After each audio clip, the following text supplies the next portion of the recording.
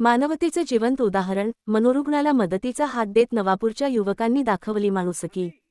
नवापूर प्रतिनिधी. नवापूर शहरातील गुजराती भागात एका अनोळखी मनोरुग्ण व्यक्तीला मदतीची गरज असल्याची माहिती आज संध्याकाळी 4:30 वाजेच्या सुमारास मिळाली.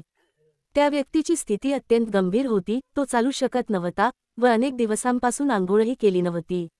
या घटनेची माहिती मिळताच सामाजिक कार्यकर्ते व जागरूक नागरिक घटनास्थळी पोहोचले.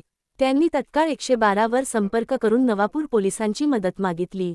काही वेळातच ट्रॅफिक पोलीस जे.पी. कोकणी आणि रवींद्र भोये हे घटनास्थळी पोहोचले आणि त्यांनी आपल्या तातडीच्या सेवेमुळे या मनोरुग्ण व्यक्तीला रुग्णवाहिकेद्वारे नवापूर उपजिल्हा रुग्णालयात दाखल केले.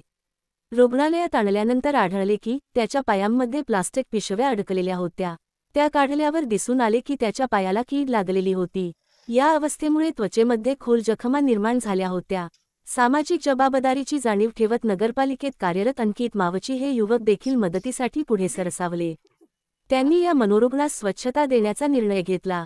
साबण, शॅम्पू आणि हायड्रोजन पेरॉक्साईडच्या सहाय्याने त्या व्यक्तीला स्वच्छ करण्यात आले व त्याच्या जखमेवर प्राथमिक उपचार करण्यात आले. या सेवाभावी कार्यात पोलीस कर्मचारी रवींद्र भोये यांनी स्वतः पुढाकार घेऊन या मनोरुग्णासाठी 500 रुपयांची आर्थिक मदत केली व त्याला नवीन चड्डी व टी-शर्ट घालून दिले. सध्या या मनोरुग्णावर डॉक्टर रेचल वळवी यांच्या देखरेखीखाली उपचार सुरू आहेत.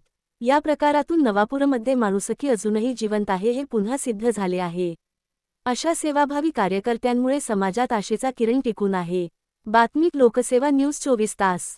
पाहत रहा आपली बातमी, आपले हक्काचे न्यूज चॅनेल.